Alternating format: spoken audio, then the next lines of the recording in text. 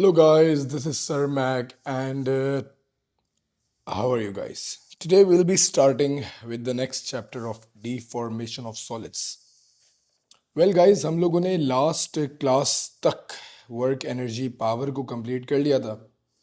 आज की जो हमारी महफिल है, इन दिस महफिल we will be starting off with the chapter of deformation of solids, which is going to be our sixth chapter of AS level physics. और इसके बाद we'll be just left with waves, electricity and the particle physics. तो आगाज करते हैं महफिल का with deformation of solids. इस चैप्टर के हमारे पास दो aspects. It's not a very long chapter but conceptually it's very very good. आपको बड़ा मज़ा आएगा. First is the generally stress and strain के नाम से, but will start off with what the forces are, what are deformations, थोड़ा basic बातें करेंगे. And then there is an elastic and plastic behaviour. तो overall in a few lectures ये पूरा chapter हम लोग वाइंड अप करेंगे. Without wasting any time let's start off with the term deformation of solids. तो sir, जब term हम लोग डिफॉर्मेशन ऑफ सॉलिड्स की पढ़ते हैं तो जहन में क्या आता है कि बस सर कोई चीज़ एक्चुअली डिफॉर्म हो रही होगी, कोई चीज़ अपना शेप चेंज कर रही होगी.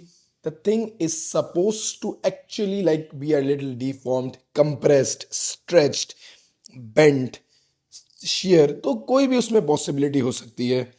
शेयरिंग बेसिकली होता है when you like you shear something. Bending is something you actually bend it. Compression, compressing it. And then stretching, खींचना. इन आवर सिलेबस कुछ इंपॉर्टेंट टर्म्स हैं, that is tensile and compressive forces.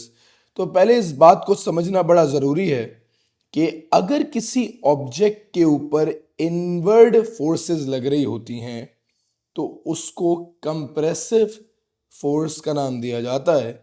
Where as किसी object के ऊपर अगर outward खींच रहे हैं किसी ऑब्जेक्ट को तो उसको एक टेंसाइल फोर्स का नाम दिया जाएगा. यहाँ पे एक छोटी सी चीज़ मैं ऐड करता चलूँ कि अगर किसी चीज़ को हम बेंड करते हैं, ठीक है जी, इफ समथिंग इज बेंड, अगर कोई चीज़ बेंड हो जाती है तो उसके ऊपर टॉप पे टेंसाइल स्ट्रेस लगती है क्योंकि वो टॉप से खिंचती है, और बॉटम पे कंप्रेसिव फोर्स लग रही होती है. तो क्योंकि अगर आप let's suppose you bend something, उसकी यहां से तो चेंज इन लेंथ ज़्यादा होगी, वेयर एज यहां से वो क्या हो रहा होगा, कंप्रेस हो रहा होगा. तो in case of bending, half of that is compressive. So yes, the bottom half experience compressive force and the top half experience tensile force.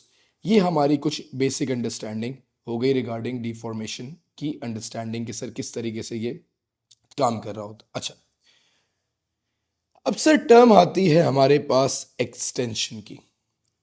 Extension is basically change in length due to application of force, and force we know is rate of change of momentum. जब हम force लगाते हैं तो कोई चीज़ अपनी length को change करती है, that change in length is known as extension. Assuming हमारे पास एक स्प्रिंग है that has a length of let's say 10 centimetres. Once I apply a force to the spring, जब मैं इस स्प्रिंग पे फोर्स अप्लाई करूंगा तो ये स्प्रिंग की लेंथ जो है बढ़ के मान लेते हैं 12 सेंटीमीटर या 15 सेंटीमीटर हो गई. तो ये जो 5 सेंटीमीटर की एक्स्ट्रा लेंथ इसने गेन की है यहां से यहां तक, that will be the extension, change in length. Now let's say कि सर यही same spring, exactly same spring को मैंने यहां रखा होता this way, and I were to compress this, तो ये स्प्रिंग हमारे पास कुछ छोटा हो जाता. मान के चलते हैं after compression the length of the spring that was originally 10 centimetres reduced down to 7 centimetres. तो अब फाइनल माइनस इनिशियल करता तो हमारी जो एक्सटेंशन आ रही होती that would have been -3 centimetres. तो it's not always the case कि एक्सटेंशन पॉजिटिव हो, एक्सटेंशन पॉजिटिव भी हो सकती है और एक्सटेंशन नेगेटिव भी हो सकती है, depending upon the type of force that we apply. If the force is compressive, the extension will be negative, change in length will be negative, and if the force is tensile, तो उस सूरत में change in length positive होगा, एक चीज stretch हो रही होगी. यहां तक हमारी basic understanding regarding what force is, what extension is, what is tensile force, compressive force complete होती है. अब आती है सर बात हुक्स लॉ की. हुक्स लॉ हमें दो बातें बोलता है. बोलता है sir force is directly proportional to extension. ये है पहली बात. Sir force directly proportional to extension होगी स्प्रिंग के लिए usually until limit of proportionality is reached. Until limit of proportionality is reached, force will be directly proportional to extension. Until limit of proportionality is reached, this is the statement of Hooke's law. क्या कहता है sir? Force directly proportional है extension के. मतलब एक spring पे जितना load डालता जाऊंगा वो स्प्रिंग उतना एक्सटेंड होता जाएगा. एक स्प्रिंग है 10 सेंटीमीटर का है, मैंने उस पर एक फोर्स लगाई, मान लेते हैं 100 न्यूटन की, हो सकता है वो 11 सेंटीमीटर का हो गया हो, तो उसकी एक्सटेंशन 1 सेंटीमीटर बढ़ गई. जब मैंने उस पर फोर्स लगाई 200 न्यूटन की, तो हो सकता है वो 12 सेंटीमीटर का हो गया हो, एक्सटेंशन हमारे पास 2 सेंटीमीटर की हो गई. तो जितनी जितनी मैं फोर्स लगाता जाऊंगा स्प्रिंग उतना ज़्यादा एक्सटेंड करता जाएगा with in the limit of proportionality. This is what is Hooke's law. क्या कहता है हुक्स लॉ?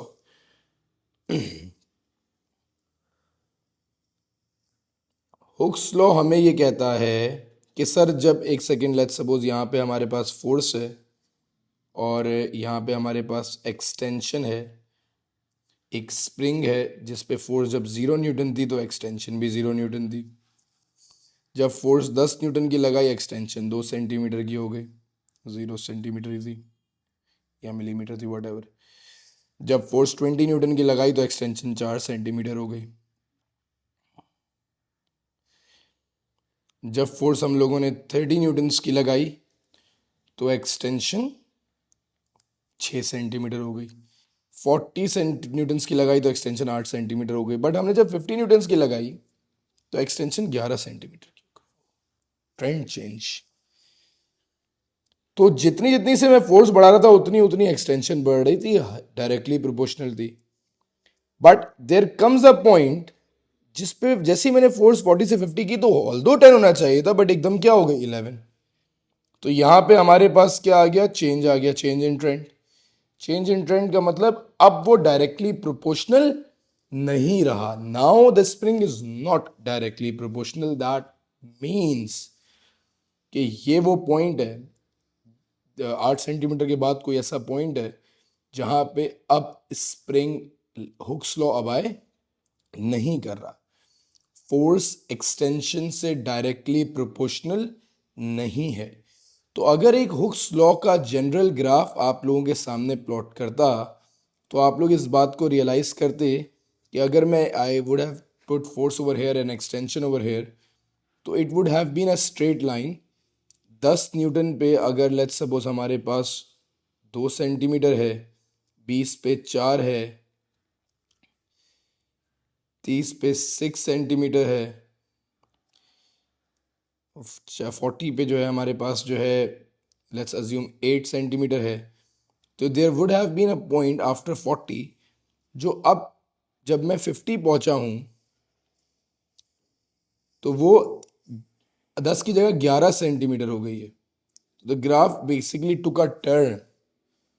तो ये जो पॉइंट होता है जहां पे फोर्स और एक्सटेंशन लास्ट प्रोपोर्शनल होते हैं, इसके बाद इससे पहले पहले तक वी कैन से कि स्प्रिंग हुक्स लॉ अबाय कर रहा है, but once this point is reached, जहां पे अब वो ट्रेंड चेंज हो चुका है, अब स्प्रिंग हुक्स लॉ अबाय नहीं कर रहा, फोर्स एक्सटेंशन से डायरेक्टली प्रोपोर्शनल नहीं है, that point is known age limit of proportionality, जिस पे मैं अभी थोड़ी सी बहुत देर में वर्किंग करूंगा कि limit of proportionality is a point after which the spring no longer obeys Hooke's law.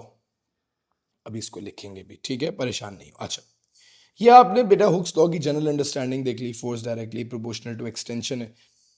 जब हम लोग यार बेटा ये फोर्स डायरेक्टली प्रोपोर्शनैलिटी का साइन हटाते हैं, we actually add a constant K, और ये कांस्टेंट बड़ा जरूरी है।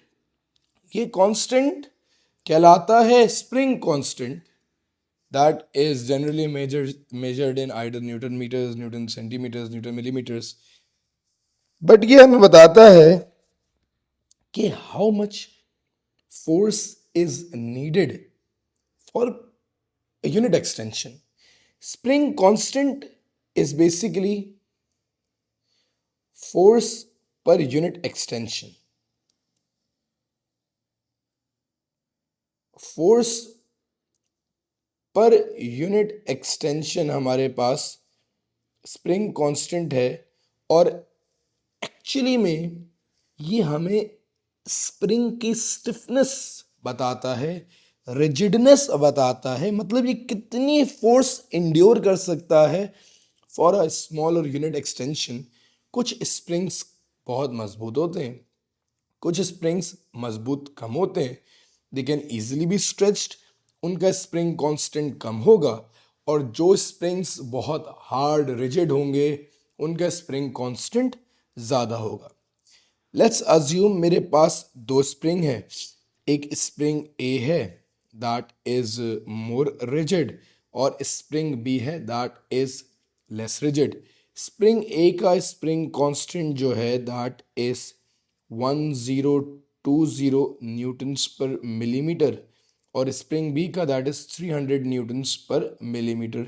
दैट मीन्स अगर इस पे 1000 न्यूटन की फोर्स अराउंड लगाऊंगा तो ये 1 मिलीमीटर एक्सटेंड करेगा, वेयर एज स्प्रिंग बी पे अगर 300 न्यूटन की फोर्स लगाऊंगा तो वो 1 मिलीमीटर एक्सटेंड करेगा। इसको फिजिकल ग्राउंड्स पे देखते हैं। I have got two springs in front of me, एक राइट पे दैट स्प्रिंग 2 और एक लेफ्ट पे दैट स्प्रिंग 1, ठीक है। अब अगर मैं स्प्रिंग 1 पे 250 ग्राम का लोड लगाता हूं तो I think you guys would realise कि ये स्प्रिंग बहुत ज़्यादा एक्सटेंड कर गया, ठीक है। अब इसका स्प्रिंग कांस्टेंट बहुत कम है, less force is required for unit extension. तो अगर मैं 250 ग्राम का जो है वेट मास लगाता हूँ, that is 0.25 multiplied by 9.81, which is gonna be equal to around 2.5 newton की फोर्स लगा रहा हूँ, तो ये काफ़ी ज़्यादा एक्सटेंड कर गया। बट अगर सेम मास मैं एक रिजिड स्प्रिंग पे लगाऊंगा जो कि जिसका स्प्रिंग कांस्टेंट बहुत ज़्यादा है, तो आई थिंक आप लोग इस बात से अग्री करेंगे कि राइट वाला जो स्प्रिंग जिसका स्प्रिंग कांस्टेंट ज़्यादा है, that spring is not stretching that much, इसको ज़्यादा फोर्स चाहिए सेम एक्सटेंशन के लिए। मतलब अगर मैं इस स्प्रिंग पे कोई बहुत हैवी फोर्स लगाऊंगा तो वो उतना स्ट्रेच कर पाएगा, अदरवाइज वो उतना स्ट्रेच नहीं करेगा। तो ये जो 2 वाला स्प्रिंग है, this is a spring that has got more spring constant, और जो 1 वाला स्प्रिंग है उसका स्प्रिंग कांस्टेंट के की वैल्यू कम है, less force is needed in order to stretch that per unit centimetre या पर यूनिट मीटर वट। अच्छा, I hope this make sense, ठीक है जी। अच्छा बेटे, हमारे एग्जाम में we have got 2 types of graph जो पेपर में आ रहे होते हैं। Number 1 is a force extension graph. हमने अभी पढ़ा है कि हुक्स लॉ हमें क्या कहता है, एफ इज इक्वल्स टू के x, force is directly proportional to extension. Since force is directly proportional to extension, तो हम अगर इसका ग्राफ बनाते हैं with in the limit of proportionality तो ये हमेशा एक स्ट्रेट लाइन बनता है, और फोर्स एक्सटेंशन ग्राफ का जो ग्रेडियंट है वो हमें स्प्रिंग कांस्टेंट की वैल्यू दे देता है, ठीक है। वेयर एज अगर मैं एक्सेस फ्लिप करूं, एक्सटेंशन इधर ले आऊं, फोर्स इधर ले आऊं, तो इसका जो ग्रेडियंट है वो हमें 1 ओवर स्प्रिंग कांस्टेंट की वैल्यू देगा, 1/k की वैल्यू देगा। बट आप डायरेक्टली, बेटा मैं ये मशवरा देता हूँ, आप यहाँ से फोर्स पकड़ें, यहाँ से एक्सटेंशन पकड़ें, दोनों को डिवाइड करके के की वैल्यू इजीली निकाल लें। बट फोर्स एक्सटेंशन और एक्सटेंशन फोर्स ग्राफ हमारे पास आ रहे होते हैं। एग्जाम्पलरी तौर पे बेटा याद रखिएगा, एग्जामिनर कुछ इस तरीके से भी क्वेश्चन पूछता है, बोलता है सर कि हमारे पास ये एक फोर्स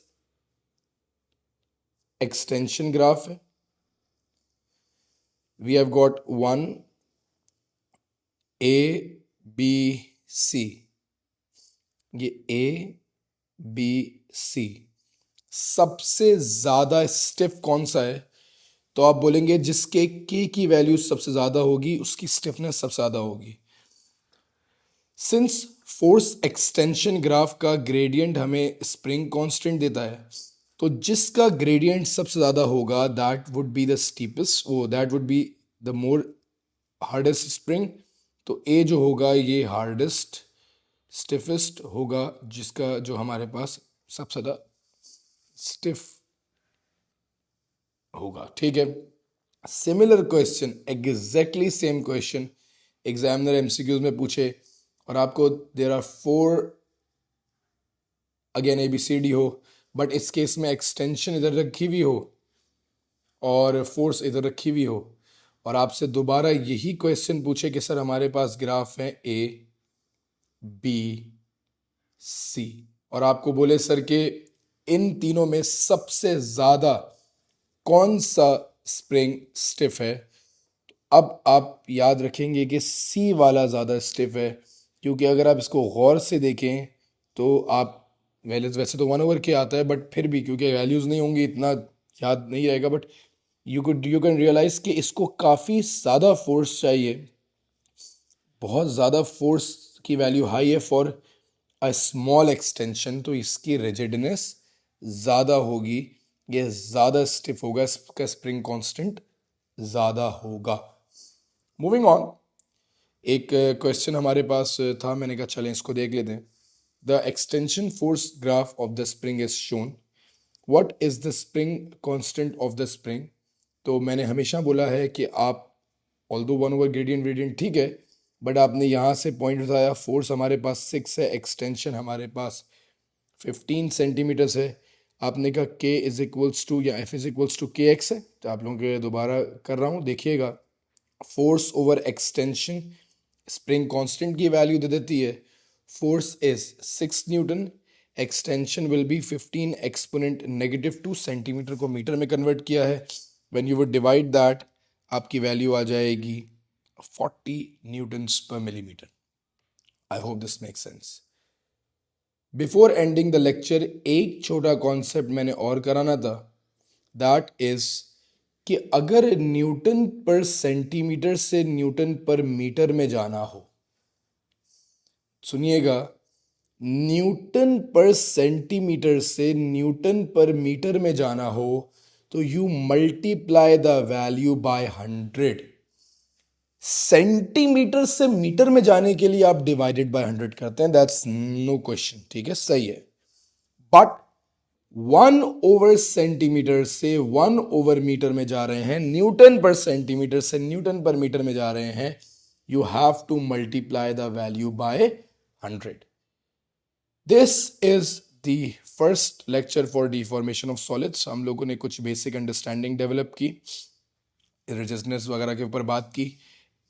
इंशाल्लाह इन the next lecture will be starting off with the next concept. हम लोगों ने ऑल्दो ये ग्राफ डिस्कस कर लिए हैं आज के लेक्चर में, नेक्स्ट क्लास में हम लोग limit of proportionality, elastic limit और काफ़ी सारी आगे की बातों पे जो है काम करेंगे। अपना बहुत ख्याल रखिएगा। See you guys in the next lecture, take care guys.